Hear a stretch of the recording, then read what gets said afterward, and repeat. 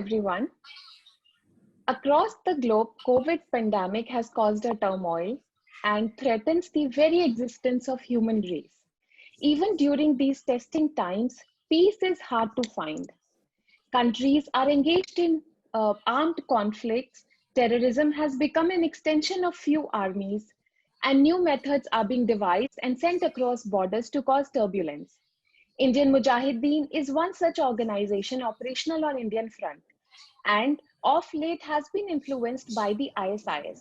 So today we have on our panel Dr. Vikram Singh, who is retired DGP of Uttar Pradesh, and also we have with us Wing Commander Sushil Kumar, who is strategic thinker and a current affairs analyst. So I welcome you both today on our channel to share your views on this topic. Thank you, Preeti. Thank you. Namaskar. Thank you, sir. Namaskar, Jai Hind, sir. Welcome on our channel. And we look forward to a very interesting next half an hour with your insight into this rogue disease called terrorism, sir.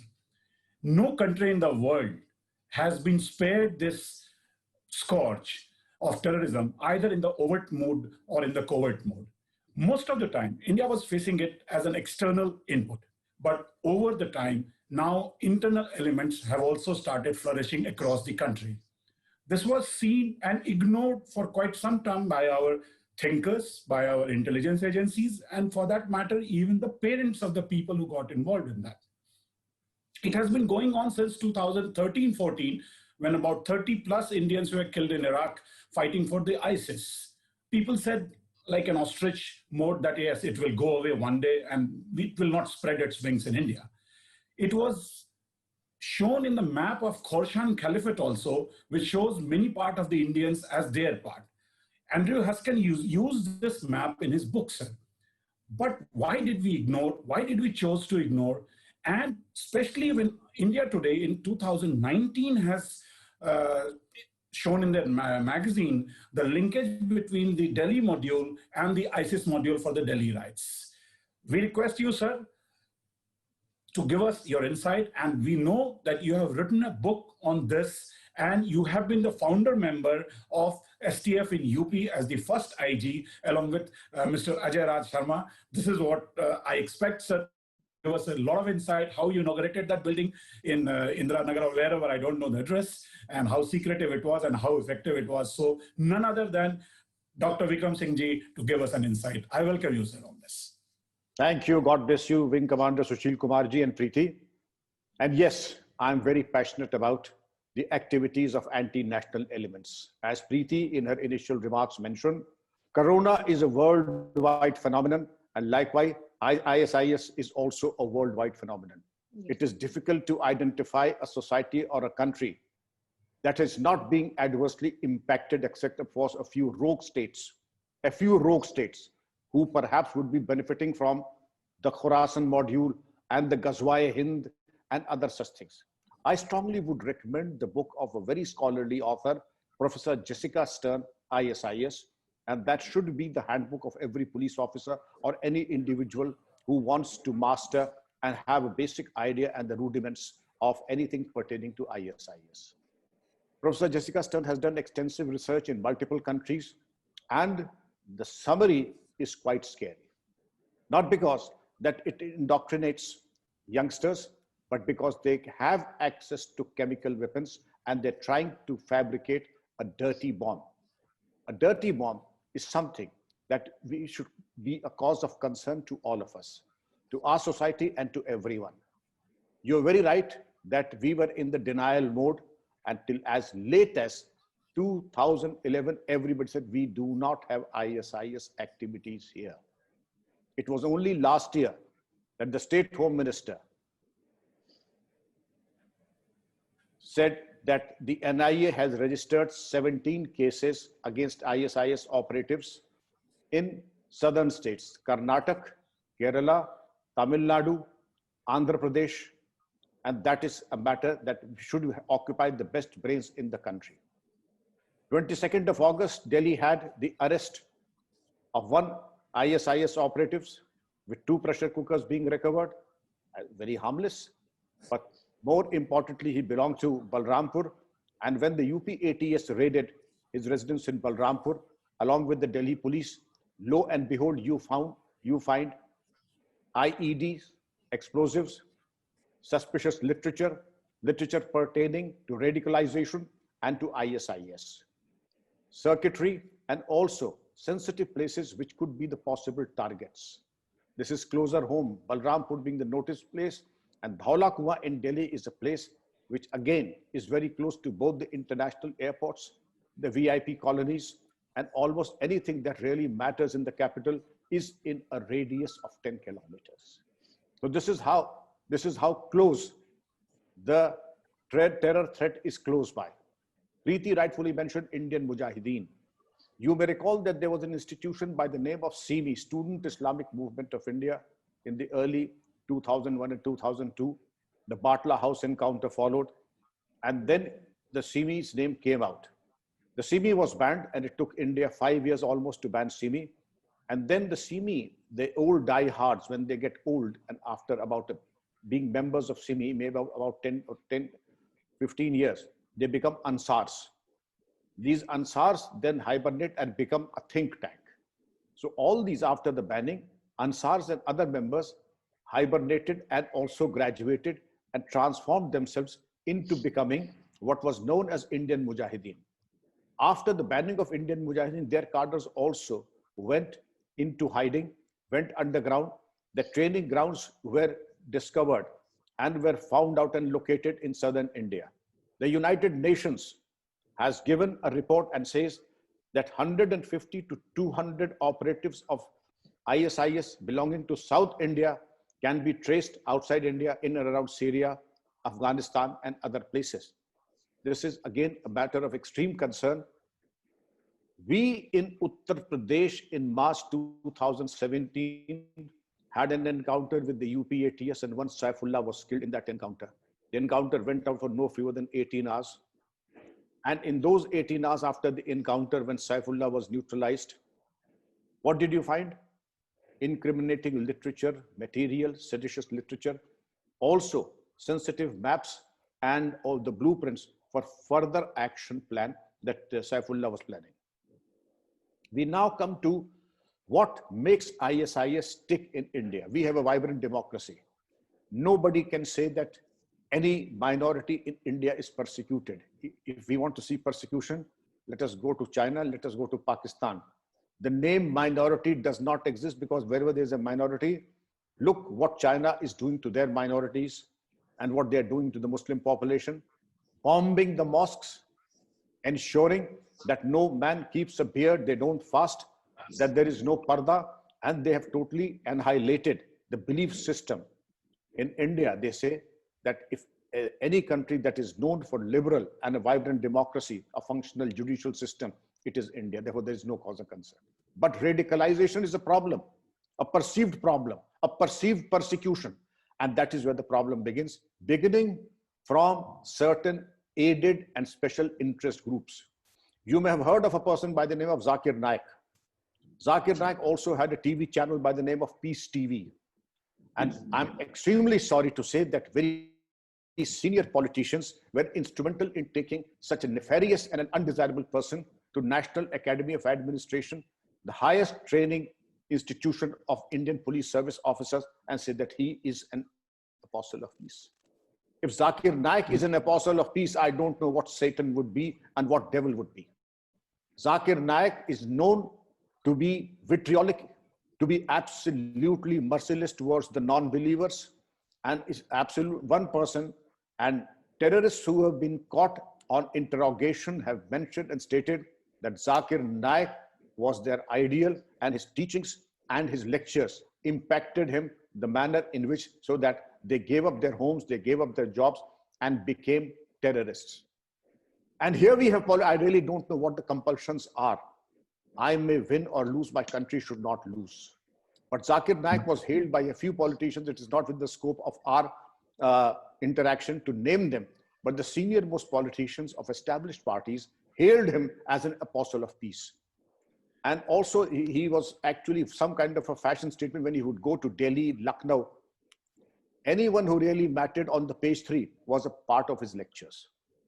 part of the But sir, interaction. with so much of evidence on record, be it in print media, be it in visual media, even international intelligence agencies have warned us about even Sri Lanka terror activities emanating from India only, sir. In spite of all this, what was the compulsion that this radicalization process or the rise of ISIS was ignored by the politicians, the IB, and the family? That's what, sir, I would like to hear from you, sir. Uh, Wing Commander Kumar, I would say that radicalization is not a problem that is endemic to India. It's a universal problem. Radicalization happens in Singapore. It happens in England. It happens in France. It happens in the US. It happens in India also. But we perhaps, as you very rightly mentioned, swept the problem underneath the carpet. We decided to look the other way. We had the ostrich-like syndrome to ignore the horrific and the terrible symptoms that something is not in place. And that was radicalization. The telltale signs that the child is continuously on the internet, that the child is continuously hobnobbing with undesirable elements, also seeking to go into the details of how to rig up an explosive device from local material. You may realize that why is a pressure cooker so important, ammonium nitrate so important, IED so important, TOS so important. The purpose and the philosophy of the ISI and their handlers is to create a situation that the terrorists are said and traced that they are of Indian origin, so that can trace that explosive from the next nearby grocer. Pressure cooker is available everywhere. Ammonium nitrate is available everywhere. Circuitry is available everywhere. Wall clocks, wristwatches are available everywhere, as also wires and other incendiary material like petrol, etc. So the fabrication of the explosive device, they do not require TNT, they do not require RDX, they do not require other explosive, fancy explosive material. They are able to rig up a heavily and very explosive with great propensity to destroy and to cause damage by using shrapnels, nails, ammonium nitrate, pressure cooker bombs. And they are now known as pressure cooker bombs. Because the philosophy behind it is not that Pakistan cannot give them RDX and TNT, but they will be traced back to Pakistan. So the purpose is that they are Indian-grown, homegrown terrorists, taking recourse to the grocers and stores nearby, and they are able to fabricate their own explosives. Here is the problem that lies. But your question is, why did we look the other way? It is not easy. It is like detecting cancer and then treating cancer. If there is an insidious social media campaign to identify, first to identify, after identification to brainwash, after brainwashing to impress upon them that there is the other world and the happier world, and then also to die for the cause, knowing fully well that committing suicide is a cardinal sin in Islam also. So anyone who promotes or is instrumental in making the other person commit suicide is indulging in an un-Islamic act also. But those who are behind this are absolutely scheming and are cold-blooded, and they would not stop at anything to fulfill that long-term and short-term goals by promoting jihadi factors in our youngsters. And also, I will tell you about what the best practices are the world over and what we can do to de-radicalize our youngsters. Yes, sir.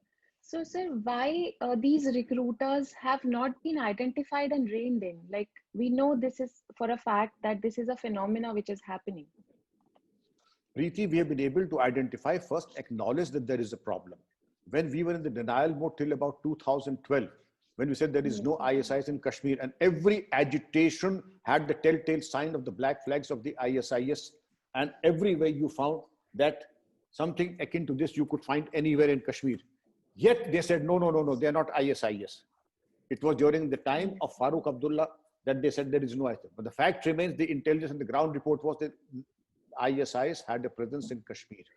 They also had a presence elsewhere in South India. The United Nations did not tell us where the problem and the disease is and the infirmity is. But having got the inputs from sister intelligence agencies as also the United Nations, we have done our work. NIA has registered 17 cases in just South India. There are other cases elsewhere also. And now, as you very rightly mentioned, that what has come to the fore, the Delhi riots, the Bengaluru riots, and other sensitive places, you have been able to identify the problem. And there's something known as Suspicious Activity Reporting System, SARS. If there is a collection of 100 and 120 crores, as in the case of Delhi, it's a suspicious activity. If there are collections like that, sudden eruptions of people collecting at 29 locations all over the country with a similar demands, that is a suspicious activity. Get behind the philosophy, and behind the philosophy, the brain, and the brain, the funding, and you will get to the problem. This is where it goes back. So most of these organizations need money to run, sir. They have either a political front or a dummy front for the public domain. And that's where the money is coming and then subsequently circulated for the nefarious activity. Why, sir, this money trail has not yet been choked? Like, sir, if you see during the Khalistani activities, that time, once the money trail was choked, it slowly started petering down. But here we are unable to do so, sir. What could be the reason in spite of more technology and bigger organizations? We are late blossomers. We blossom rather late. It is only in the last 30 days that you would see that we have imposed certain ban and restrictions on foreign remittances, FCRAs. We have also ensured that everything is audited to the rupee. And also you say that Amnesty International has decided to close shop in India. And also we have banned the Peace Television and the presence of Zakir Naik. That of course is the success story, but you're very right. If 120 crores were collected for the Delhi riots and agitations, what happened to this and what is the money trail? If money was collected for the Lucknow 100 crores for Hathras matter, where is the money trail? What are we doing about it? In your case and my case, if we were to spend 50,000 rupees, say in a eating out, lo and behold, the income tax people send a notice in the next 5 days. Are you assessed in income tax? What's your PAN number? And where did you get the 50,000? Show the source of income. Why can those screws not be tightened on anti-national elements? This is a loud question. And I say where there is a will, there is a way. But always, when there is one person to say that we need to nail the anti-national elements, there are two who would say, no, it will have political repercussions. You may recall, in Mumbai, the Dawood properties could not be auctioned for 25 years. The biggest anti-national element, because his roots go deep down. And in the state of Uttar Pradesh, anyone who was perceived to be anti-national, his properties were not only confiscated, but they were all, because I knew nobody is going to get them in auction. All the offices of the STF belong to the former warlords, gangsters, and anti-national elements. B3 Vigyanpuri, the first office of this UP STF, belonged to a mafia. Late Sri Prakash Shukla, his properties have become the interrogation rooms of the UP STF. Palatial properties coming at zero cost, since there were no buyers, the STF was the recipient and become the supurdagar of these properties. And they are being used as government properties. If there are no willing people to buy them in open auction, let them be converted into police stations, hospitals, and offices of public service. Government can never say that the government is helpless. Again, I would say, Wing Commander Kumar, where there is a will, there is a way. Having served in J&K, sir, I have seen this over-invoicing and under-invoicing and fruit business and dry fruit business coming across the border. But we just had to watch it because nobody was stopping it, nobody was questioning it, and nobody was taking a firm decision in the name of either trade or social activities, whatever could be the reason. But unless, sir, we do all these kind of firm steps, the money will not stop coming. Until the time money comes, sir, these things will keep on happening. This is my assessment. So true, Wing Commander Kumar, because money is not just money, it is oxygen to the anti-national elements. Unless you choke the jugulars and choke the oxygen supply, you will not be able to give a death blow to them. And money trail, it is not something that is not possible. There are success stories in the world over. See the example of Germany, see the example of the United States. They have been able to choke the money supply to all the warlords and those who are indulging in gun running. Take the best practices internationally and put them. But again, as I said, that we are late blossomers. We wake up after the event has overtaken us. But today, any delay is going to be extremely counterproductive, and we cannot afford the luxury of dithering, vacillating, and not taking prompt and immediate decisions. So doesn't this bring to our next question, sir, that we have to now somehow manage social media and monitor it in a more effective way than what we are not doing in the name of freedom of privacy or freedom of press. And we have to monitor the sleeper cells. These are the two things which will need immediate monitoring and addressing. Absolutely. Anything that is at the cost of national security is unacceptable. Individual freedom, privacy are considerations guaranteed by Constitution of India. You have been an army officer, you've been an Air Force officer, I've been in public service. Our fundamental rights were conditions and abridged to the extent that they did not impact national security. If it can happen to all the armed forces, uniformed forces, public servants, it can happen to every Indian. A sense of privacy, also infringement of privacy laws, fundamental rights. What have I got to hide? If I'm an honorable person, I have nothing to hide. The government can jolly well look into my social media accounts. They should have full access. But if I'm hobnobbing with the wrong kind of sites, wrong kind of people, wrong kind of ideals, then I have every reason to be apprehensive. And therefore, you said that we have to keep our antenna high, get the IT tools, get the artificial intelligence, and also the big data analytics and certain tools that are available in the advanced countries. We are providing those tools to Germany and USA. Why can't we do that? We can use those tools ourselves.